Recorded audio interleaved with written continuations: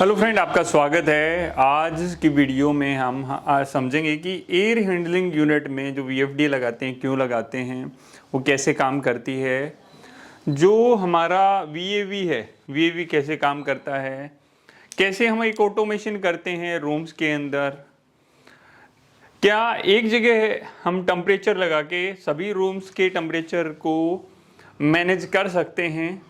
तो ये कई सारी चीज़ें हैं जो आज हम समझेंगे। तो सबसे पहले यहाँ पर देख रहे हैं ये एचयू है। एचयू के साथ में ये हमारी वीएफडी है। वीएफडी को हमारे एचयू के साथ कनेक्ट किया गया है।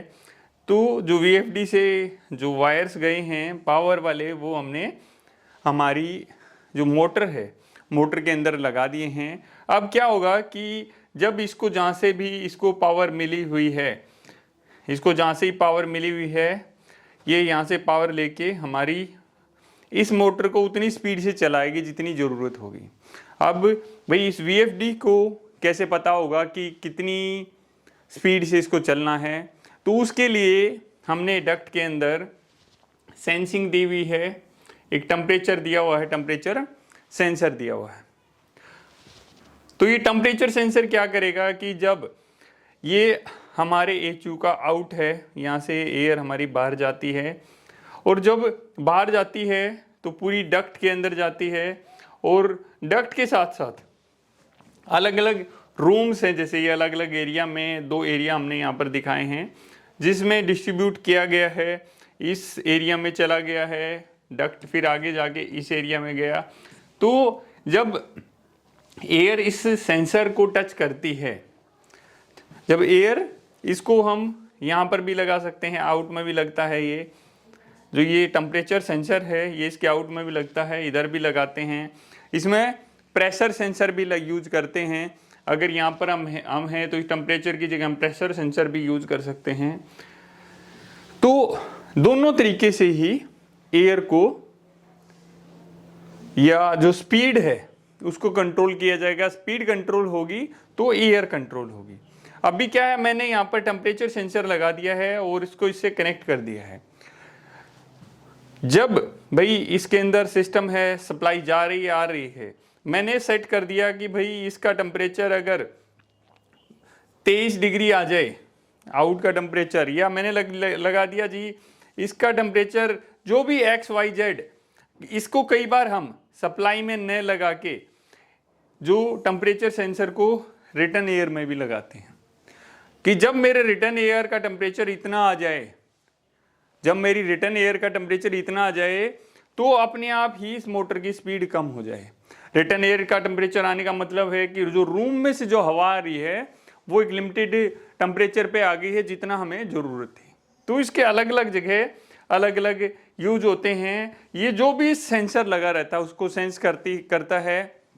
सेंस करके इसके अंदर जो सेट पॉइंट डाले गए हैं टेम्परेचर या प्रेशर के, उसके हिसाब से ये आगे एचयू को कमांड देता है। एचयू में किसको? ये मोटर को कमांड देगा।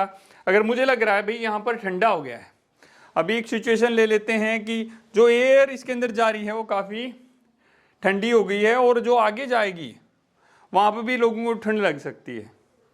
मैंने उसी हिसाब से इसको सेट कर दिया। तो उस कंडीशन में क्या होगा ना, एचयू अपनी स्पीड स्लो कर देगा, कम स्पीड से घूमेगा, फ्लो एयर फ्लो कम जाएगा, एयर फ्लो कम जाएगा। हम भी गर्मियों में या सर में क्या करते हैं, पंखा भाई गर्मी लग रही है तो फुल स्पीड पे कर देंगे, अरे भाई अब ठीक हो गया टेम्परेचर, स्लो कर देते हैं। तो उसी तरह जो स्पीड होती है उससे भी टेम्परेचर पे फर्क पड़ता है। तो जो ये वीएफडी इस मोटर की स्पीड को कम या ज़्यादा करती है। मोटर की जो स्पीड होती है उससे ज़्यादा कभी नहीं कर सकती। भाई जो मोटर की फ्रीक्वेंसी हमारी 50 फ्रीक्वेंसी पे मोटर चल रही होती है तो 50 रखेगी, 49 48, ये 20 फ्रीक्वेंसी तक मिनिमम रखते हैं, उससे नीचे जल्दी सी नहीं रखते हैं। 20 फ्रीक्वेंसी तक मिनिमम वो चल सकती है। और भी बहुत सारे फंक्शन हैं जो वीएफडी से हम कर सकते हैं। अभी हमने समझ लिया कि ठीक है वीएफडी से तो सब हो जाएगा। अभी हम वीएफडी को कुछ देर के लिए भूल जाते हैं। अभी हमारी एयर है, ये एक हमारा रूम है, या यहाँ पर ले लेते हैं, ये हमारा एक रूम है। इस रूम में मिस्टर एक्स इस रूम में बैठे हुए हैं, मिस्टर एक्स बैठे हुए हैं। तो इन्होंने क्या हुआ भाई, अरे भाई मेरे को तो ठंड लगने लगी है, तो ठंड लगने लगी है, तो यहाँ पर एक टेम्परेचर कंट्रोलर लगा हुआ था। तो इसने क्या किया, इस टेम्परेचर कंट्रोलर को घुमा दिया। पहले ये 23 डिग्री पे सेट था, भाई मुझे तो ठंड लग रही है, मुझे तो 25-26 में रहने का आदत है, तो इसने 23 से 26 कर दिया। जैसे इसने 23 से 26 किया, बट यहाँ एक मासा जी और बैठे हुए हैं, वो भैया इनको ज़्यादा ही गर्मी लगती है, इनको ज़्यादा ही गर्मी लगती है, और इनको तो 21 डिग्री टेम्परेचर चाहिए। अभी क्या करेगा, ये साहब हैं, ये बॉस हैं, ये हमारे बॉस हैं, ये एम्प्लॉयज हैं सब। तो कंट्रोलर लगा हुआ है बॉस के रूम में, बॉस ने क्या किया, 23 से उठा के 26 कर दिया। तो जैसे ही 26 किया, वो कमांड हमारी जो VAV को चली गई। VAV में क्या होता है, एक मोटराइज एक्चुएटर लगा रहता है, मोटराइज एक्चुएटर लगा रहता है। वो क्या करेगा कि जो एयर की सप्लाई है इधर, जैसे पानी में एक वाल लगाते हैं, भाई पूरा पानी खोलना है या कम खोलना है, तो उसी तरह मोटराइज वाल उस एयर की सप्लाई को कम कर देता है। इधर एयर की सप्लाई कम आएगी, ये पूरा यहाँ पर भी। अभी क्या होगा इसके लिए, तो वाह वाह भाई मेरा तो ठीक हो गया है, मेरा तो ठीक हो गया है। बट भाई ये, अरे भाई मैं तो मर गया यार, मर गया, इतनी गर्मी हो रखी है। तो जो ये कंट्रोलर होता है, जिस रूम में कंट्रोलर होता है, उस वही बंदा सेट कर सकता है जो VAV से कनेक्ट करते हैं।